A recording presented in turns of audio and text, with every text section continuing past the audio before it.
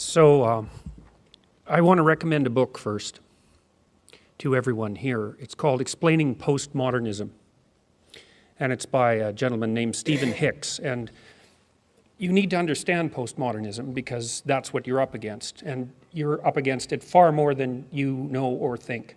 And it's a much more well-developed and pervasive, pernicious, nihilistic, intellectually attractive doctrine than has yet come to public realization. It absolutely dominates the humanities and increasingly the social sciences in the universities. And what's happening, you see, someone once said, who unfortunately I can't remember, it might have been Friedrich Nietzsche, said that everybody is the unconscious exponent of a dead philosopher.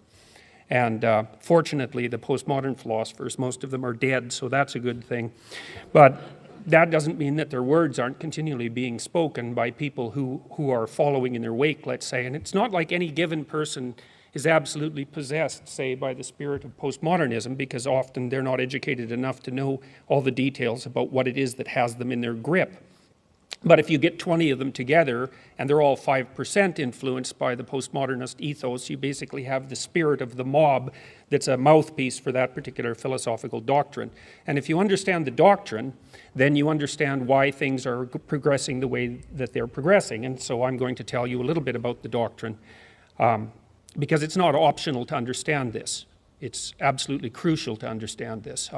You can't underestimate the power of ideas and also the power of words, of course, because ideas are expressed in words. But you see, the postmodernists completely reject the structure of Western civilization. And I mean completely. So I can give you an example in one term. Jacques Derrida, who's head trickster for the postmodernist movement, regarded Western culture, let's call it the patriarchy, as phallogocentric. Okay, so phallo comes from phallus, P-H-A-L-L-O.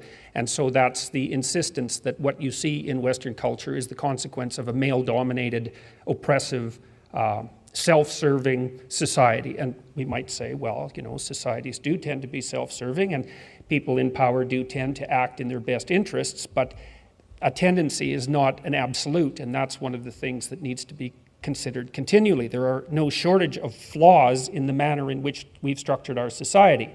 And compared to any hypothetical utopia, it's an absolutely dismal wreck. But compared to the rest of the world and the plight of other societies throughout the history of mankind, we're doing pretty damn well, and we should be happy to be living in the society that we're living in.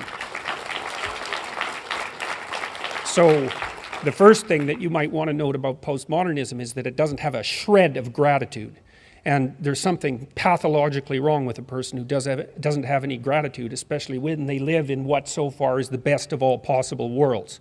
And so if you're not grateful, you're driven by resentment. And resentment is about the worst emotion that you can possibly experience apart from arrogance. Resentment, arrogance, and deceit. There's an evil triad for you. And if you're bitter about everything that's happening around you, despite the fact that you're bathed in wealth, then there's something absolutely wrong with you. You know, the black community in the United States is the 18th wealthiest community, 18th wealthiest nation on the planet. Now, that doesn't mean there isn't such a thing as relative poverty, and relative poverty matters. It's an important political economic issue, and it's very, very difficult to deal with. But absolute wealth matters too, and Western societies have been absolutely remarkable in their ability to generate and distribute wealth, as you can tell by just looking around and taking a brief bit of consideration for the absolute miracle that even a building like this represents. So you have to educate yourself about postmodernism. Okay, so here's what the postmodernists believe. They don't believe in the individual. That's the logos part. Western culture is phallogocentric. Logo is logos. That's partly the Christian word, but it's also partly the root word of logic, okay? They don't believe in logic. They believe that logic is part of the process by which the patriarchal institutions of the West continue to dominate and to justify their dominance. They don't believe in dialogue. The root word of dialogue is logos again. They don't believe that people of goodwill can come to consensus through the exchange of ideas. They believe that that notion is part of the philosophical substructure and practices of the dominant culture. So the reason they don't let people who they don't agree with speak on campus is because they don't agree with letting people speak. You see, it's not part of the ethos. Okay, so what else do they believe and not believe? They believe that since you don't have an individual identity, your fundamental identity is group fostered. And that means that you're basically an exemplar of your race, hence white privilege, or you're an exemplar of your gender or your sex or your ethnicity, or you're an exemplar of however you can be classified so that you are placed in the position of victim against the oppressor, because that's the game. And it's a post-Marxist sleight of hand, right? The old Marxist notion was that the world was a battleground between the bourgeoisie and the proletariat, and that failed to have any philosophical or ethical standing, that argument, after the working class actually saw its standard of living massively elevated as a consequence of Western corporate democracy, Western free enterprise democracy, and also as a consequence of the revelations of everything terrible that had happened in every bloody country that ever dared to make equity and the Marxist communist dogma part of their fundamental structure, right? And nothing but murderousness and oppression. And so by the 1970s, it was evident that that game was up. The postmodernist Marxists just basically pulled a sleight of hand and said, okay, if it's not the poor against the rich, it's the oppressed against the oppressor. We'll just redivide the subpopulations in ways that make our bloody philosophy continue in its movement forward, and that's where we're at now. And so for the postmodernists, the world is a Hobbesian battleground of identity groups. They do not communicate with one another because they can't. All there is a struggle for power. And if you're in the predator group, which means you're an oppressor, then you better look out, because you're not exactly welcome, and neither are your ideas. So that's what you're up against. I would say it's time for conservatives to stop apologizing for being conservatives. You know, and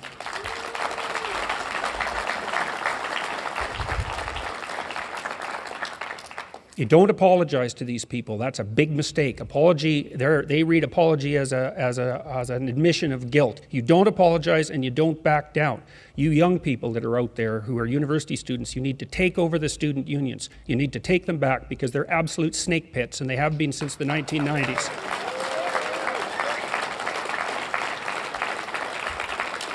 And with regards to the universities, I thought at one point that the best thing to do would be to cut their funding by 25% and let them fight amongst themselves for the remnants, because it would force the universities to decide exactly what's important and what isn't.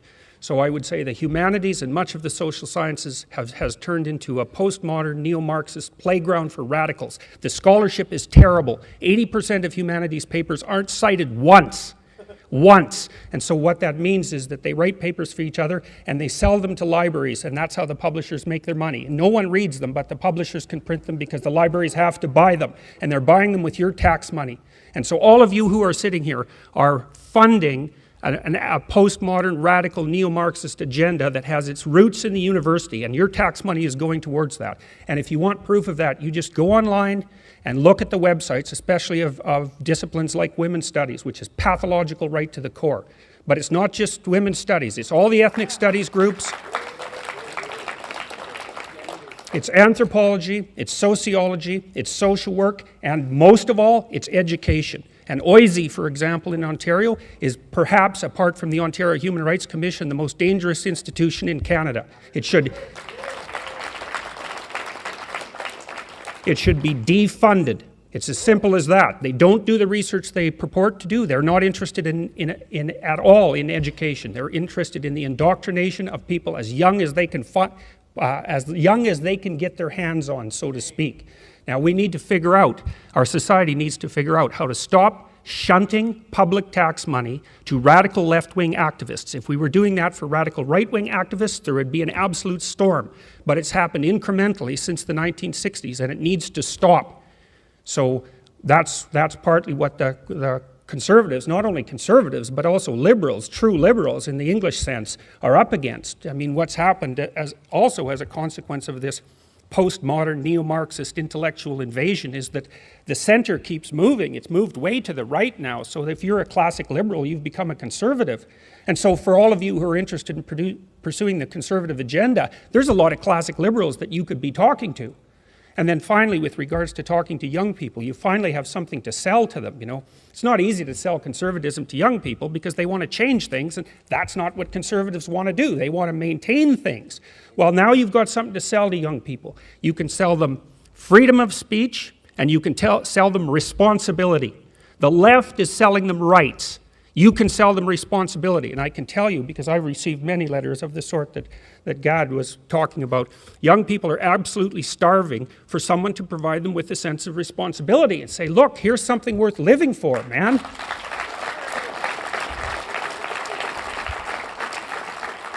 You know, you can find meaning in life with freedom, but freedom is a chaotic sort of meaning, right? And freedom isn't the sort of thing that makes people happy. It's the sort of thing that makes people troubled, because freedom expands your series of choices, and that makes you nervous and uncertain. So, but responsibility is another, not to say that that's a bad thing, it's a good thing, but it requires that you shoulder the responsibility of the freedom. But responsibility per se is what gives your life meaning, genuine meaning in the face of suffering.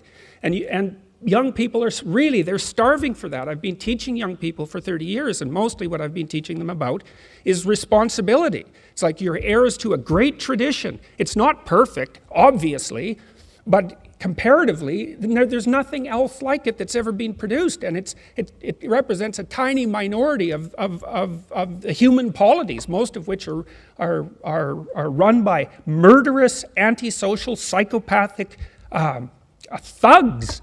And that's seriously. And so what kind of alternative is that? We've got this beacon of freedom and wealth in the West that works, although it doesn't work perfectly.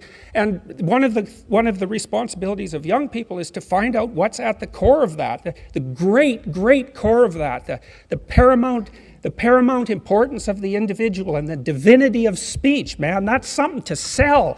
It's what our whole culture is predicated on. All right, well, I should stop there, so thank you very much for the invitation.